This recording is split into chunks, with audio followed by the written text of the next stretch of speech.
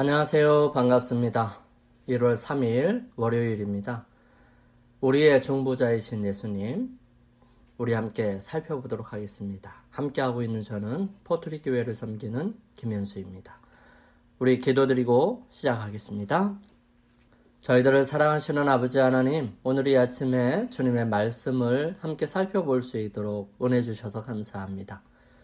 저희들의 모습과 삶을 통하여 주님을 증거하고 또 주님을 모르는 많은 사람들에게 주님을 나타낼 수 있는 사명을 가지고 살아갈 수 있는 저희들, 주님 늘 혼자 두지 마시고 저희들과 함께 하셔서 그 일들을 분명하고 정확하게 이루어갈 수 있도록 도와주시옵소서. 매일의 삶 속에 주님의 거룩하신 사랑과 은혜를 생각할 때마다 마음에 큰 감동이 있게 하여 주시고 그 마음속으로 생각하고 또 여러 가지 상황들을 경험할 때에 오직 주님만을 바라보며 주님께서 주시는 은혜와 능력으로 이겨나갈 수 있도록 도와주시옵소서. 아버지 하나님, 오늘 저희들에게 우리의 중보자 되시는 예수 그리스도와 함께 살펴볼 수 있도록 하셨습니다. 말씀을 살펴볼 때에 주님께서 은혜를 베풀어 주시며 분명하고 정확하게 깨달을 수 있도록 저희들과 함께하여 주시옵소서. 오늘도 주님 앞에 간절한 마음으로 기도드리는 그 기도들에 함께하여 주시고 특별히 이 기회들을 통하여 주님을 만나고 주님의 섭리를 이해하고 주님의 인도하심에 순종함으로 즐겁고 행복하고 가슴 깊이 뭉클한 감동을 경험할 수 있도록 역사하여 주옵소서. 주의 크신 사랑이 마치는 그 순간까지 저희들과 함께 하옵시기를 예수님의 이름으로 기도드립니다. 아멘. 예수님께서는 이 땅에서 그분의 백성들에게 특별한 상징으로서의 예수 그리스도의 모습을 보여주셨습니다. 그 모습들 속에는 왕으로서의 모습, 선지자로서의 모습, 제사장으로서의 모습이 그것입니다. 하나님께서는 이스라엘 백성들을 통해서 세상과 하늘과의 관계를 이어가시기를 바라셨어요. 이스라엘 백성들이 그분의 백성으로서 세상에 그분을 나타내고 모든 사람들이 이 세상을 통해서 하나님에 대한 바른 인식으로 하나님께로 돌아오는 기회를 삼으려고 하셨습니다. 그리해서 그들에게 먼저 하나님의 자녀와 백성으로서의 모습으로 그 대표성을 간직하게 하시기를 원하셨습니다. 특별히 그들을 선택하셔서 왕의 자녀 같은 사람들로 그분을 대표하기를 원하셨습니다. 그런데 그 일들이 실패합니다. 그런 그들에게 신의 광야에서 모세를 통해서 중보자의 모습을 성소를 통해서 하늘과 땅을 이어주는 아주 중요한 상징과 제사와 제사장 그리고 대제사장의 모습을 통해서 예수님의 구속의 사업을 설명하셨습니다. 하나님께서는 이런 이스라엘 백성들에게 왕과 제사장, 선지자로서의 모습으로 그들을 회복하고 다스리고 또 깨우쳐 주셨는데요. 우리는 이런 예수님의 모습을 다각적으로 바라볼 수 있도록 히브리서를 통해서 설명하고 있습니다. 우리가 히브리서를 접할 때 이 모습들이 다각적이고 히브리인들이 이해할 수 있는 가장 익숙한 표현들을 통해서 전해주고 있는데요. 그 중에 우리는 왕으로서의 예수님의 모습과 그 왕의 자녀로서의 이스라엘, 왕의 혈통으로 나신 예수 그리스도의 역할 중에 중보자로서의 예수님을 함께 살펴보고자 합니다. 구약 신약의 흥미로운 개념은 약속된 다윗 혈통의 왕이 하나님 앞에서 그분의 백성들을 대표한다는 것입니다. 출애굽기 4장 22절과 23절, 사무엘하 7장 12절에서 14절과 신명기 12장 8절에서 10절을 사무엘하 7장 9절에서 11절과 신명기 12장 13절 14절을 시편 132편 1절에서 5절과 11절에서 14절과 함께 비교를 해보면 그 부분에 대해서 어느 정도 윤곽이 잡힐 것이라고 생각이 들어집니다. 먼저 출애굽기 4장 22절 23절은 너는 바로에게 이르기를 여호와의 말씀에 이스라엘은 내 아들 장자라. 내가 내게 이르기를 내 아들을 보내주어 나를 섬기게 하라 하여도 내가 보내주기를 거절하니 내가 내 아들 내 장자를 죽이리라 하셨다 하라 하시니라. 사무엘 하 7장 12절에서 14절은 내 수완이 차서 내 조상과 함께 누울 때에 내가 내 몸에서 날 내 씨를 내 뒤에 세워 그의 나라를 견고하게 하리라. 그는 내 이름을 위하여 집을 건축할 것이요 나는 그의 나라 왕위를 영원히 견고하게 하리라. 나는 그에게 아버지가 되고 그는 내게 아들이 되리라. 그가 만일 죄를 범하면 내가 사람의 매와 인생의 채찍으로 징계하려니와. 신명기 12장 8절에서 10절 말씀이에요. 우리가 오늘 여기에서는 각기 소견대로 하였거니와 너희가 거기에서는 그렇게 하지 말지니라. 너희가 너희 하나님 여호와께서 주시는 안식과 기업에 아직 이르지 못하였거니와 너희가 요단을 건너 너희 하나님 여호와께서 너희에게 기업으로 주시는 땅에 거주하게 될 때 또는 여호와께서 너희에게 너희 주위의 모든 대적을 이기게 하시고 너희에게 안식을 주사 너희를 평안히 거주하게 하실 때에 사무엘 하 7장 9절에서 11절입니다. 내가 가는 모든 곳에서 내가 너와 함께 있어 내 모든 원수를 내 앞에서 멸하였은즉 땅에서 위대한 자들의 이름같이 내 이름을 위대하게 만들어 주리라. 내가 또 내 백성 이스라엘을 위하여 한 곳을 정하여 그를 심고 그를 거주하게 하고 다시 옮기지 못하게 하며 악한 종류로 전과 같이 그들을 해하지 못하게 하며 전에 내가 사사에게 명령하여 내 백성 이스라엘을 다스리던 때와 같지 아니하게 하고 너를 모든 원수에게서 벗어나 편히 쉬게 하리라. 여호와가 또 내게 이르노니 여호와가 너를 위하여 집을 짓고. 신명기 12장 13절 14절은 너는 삼가서 내게 보이는 아무 곳에서나 번제를 드리지 말고 오직 너희의 한 지파 중에 여호와께서 택하실 그곳에서 번제를 드리고 또 내가 내게 명령하는 모든 것을 거기서 행할지니라. 시편 132편 1절에서 5절과 11절에서 14절 말씀입니다.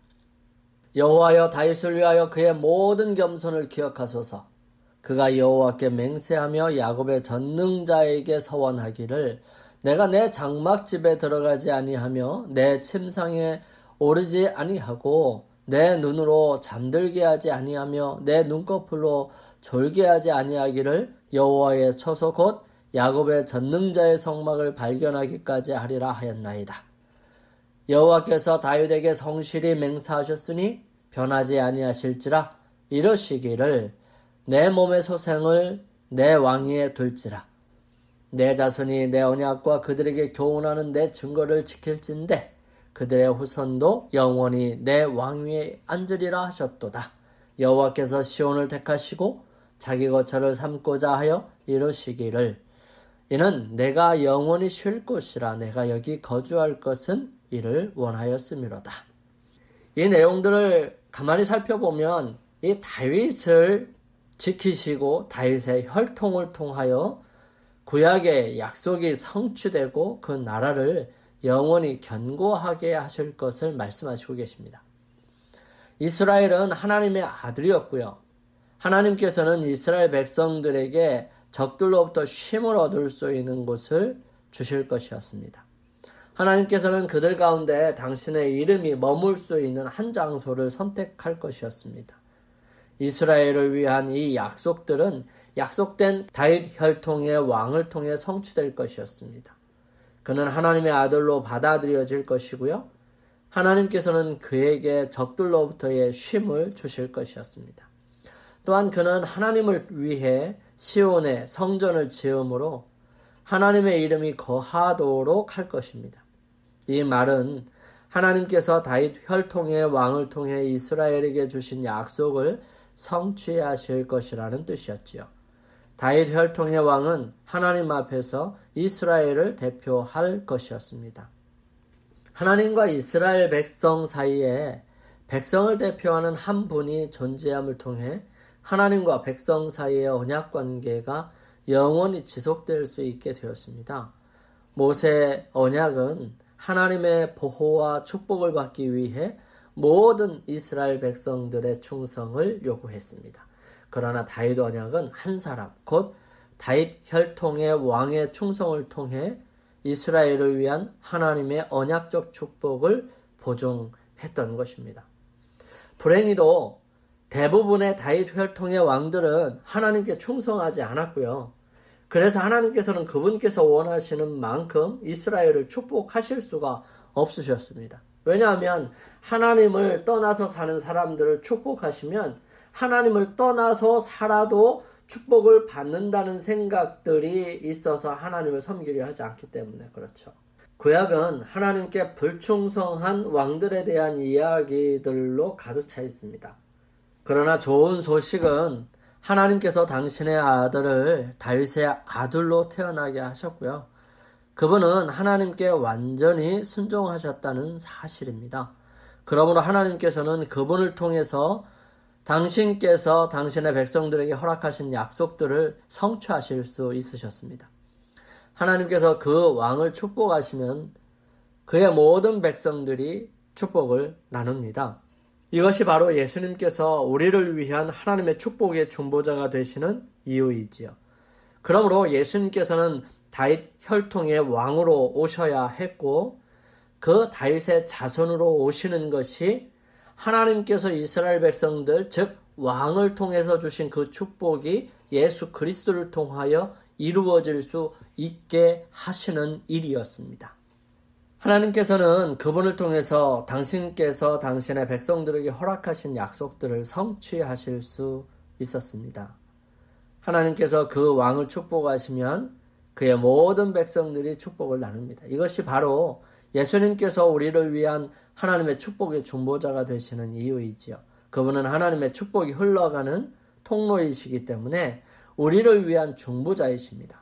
구원에 대한 우리의 궁극적인 소망은 오직 예수님과 그분께서 우리를 위해 하신 일 가운데서만 찾을 수 있습니다.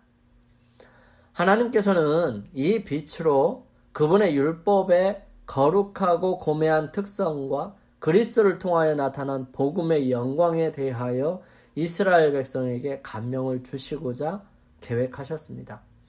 모세가 산에 있는 동안에 하나님께서는 그에게 율법판뿐만 아니라 구속의 경륜도 보여주셨어요. 그는 그리스도의 희생이 유대 국가 시대에는 모든 유형과 상징으로 예표된 것을 보았어요. 그리고 모세의 얼굴에 비치는 그 빛은 하나님의 율법의 영광의 빛에 못지않게 갈바리에서 흘러나온 하늘의 빛이었습니다. 이 신성한 조명은 유일하신 참 간구자의 대표자인 눈에 보이는 중보자로 봉쇄했던 시대의 영광을 상징하고 있었던 것입니다. 이 모세의 얼굴에서 반사되는 영광은 그리스도의 중보를 통하여 하나님의 계명을 지키는 백성이 받을 축복을 예시합니다. 그것은 우리가 하나님과 가까이 교제하면 할수록 그리고 그분의 요구를 더 분명히 알면 할수록 우리는 하나님의 형상을 더 완전하게 담게 되고 더 쉽게 그분의 품성에 참여하는 자가 될 수 있다고 증거합니다. 모세는 그리스도의 예표였습니다. 백성들이 그의 얼굴의 영광을 보고 견딜 수 없었기 때문에 이스라엘의 중보자가 자기의 얼굴을 가리운 것처럼 신성한 중보자이신 그리스도께서도 그분이 세상에 오실 때에 그분의 신성을 인성으로 가리우셨습니다.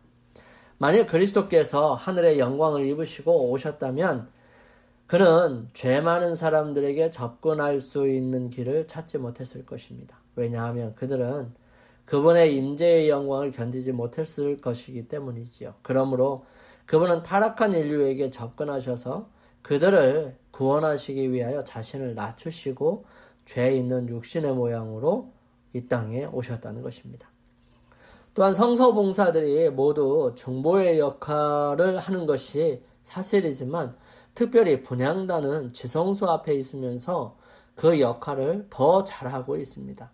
이스라엘의 기도와 함께 올라가는 향연은 그리스도의 공로와 중보, 곧 그분의 완전한 의의를 표상하고 그것은 믿음을 통하여 그분의 백성에게 전가되는 것입니다. 그것만이 죄 많은 인간들의 예배가 하나님께 간합될 수 있도록 합니다. 지성소의 휘장 앞에는 끊임없는 중보의 제단이 있었습니다. 성소 앞에는 끊임없는 속죄의 제단이 있었고요. 피와 향으로 말미암아 하나님께 접근할 수 있게 되어 있었는데요. 이것은 크신 중보자를 가리키는 상징들이었습니다. 그분을 통해서 죄인들은 여호와 앞에 가까이 나아갈 수 있고요. 그분을 통해서만 자비와 구원이 회개하고 있는 영혼들에게 허락될 수 있었습니다. 너희가 내 이름으로 무엇을 구하든지 내가 시행하리니 이는 아버지로 하여금 아들로 말미암아 영광을 얻으시게 하려 함이라. 내 이름으로 무엇이든지 내게 구하면 내가 실행하리라. 그분이 구약에 약속하신 다윗의 자손으로 오셔서 모든 예언을 성취하신 하나님의 아들이시기 때문에 이 부분들이 우리에게 분명하게 전달될 수 있습니다. 다윗의 혈통으로 이 땅에 오신 예수님께서는 하나님께 완전히 충성하심으로 언약의 요구를 충족시키시고 당신의 백성들을 위한 중보자가 되셨던 것입니다. 영감의 교훈입니다. 우리의 변호사이신 예수님. 그러나 우리의 중보자이신 예수님은 회개와 믿음으로 그들의 영혼을 지켜주도록 그분께 바친 모든 사람들을 위하여 효과적으로 탄원하신다. 그분은 그들을 변호하시고 갈바리의 강한 논증에 의하여 그들의 비난자를 물리치신다. 십자가에서 죽기까지 하나님의 율법을 완전히 순종함으로써 하늘과 땅에 있는 모든 권세가 그분께 주어졌다. 그러므로 그분은 범죄한 인류를 위하여 자비와 화해를 그분의 아버지께 주장하신다. 교회 증언 5권에 있는 말씀입니다. 우리 함께 기도드리겠습니다. 저희들을 사랑하시는 아버지 하나님, 저희들에게 오늘 중보자 되시는 예수 그리스도, 특별히 이스라엘 백성들을 선택하시고 그들로 하나님께서 직접 다스리셨음에도 불구하고 인간들의 간악함과 끊임없는 요구와 어리석음 때문에 왕을 허락하셨던 주님께서 그 왕이 하나님께 충성하면 하나님께서 복을 주시겠다고 약속하시고 그것을 기대하셨었습니다. 하지만 주님, 이스라엘 백성들의 모든 왕들이 거의 대부분 하나님께 충성하기를 실패하고 다 죄 가운데 죽게 됩니다. 하지만 주님께서 다윗의 혈통으로 오셔서 온전히 하나님의 백성, 하나님의 아들로 그 일들을 충성함으로 하나님께로부터 받는 그 놀라운 축복과 은혜들을 우리 모든 인류가 받을 수 있게 되었습니다. 주님께서 저희들의 왕으로서 그 모든 충성을 다 하셨음을 인하여 감사를 드리고 주님께서 이루어 놓으신 그 놀라운 중보가 우리의 삶에 영원한 생명을 가져올 수 있다는 사실에 감사하며 오늘 하루도 주님 안에서 승리하는 삶을 살게 하여 주시옵기를 예수님의 이름으로 기도드립니다. 아멘. 오늘 하루 주님 안에서 승리하시기 위해 주님 앞에 머무는 시간 갖기를 원합니다. 저는 내일 아침 이 시간 다시 찾아뵙겠습니다. 감사합니다.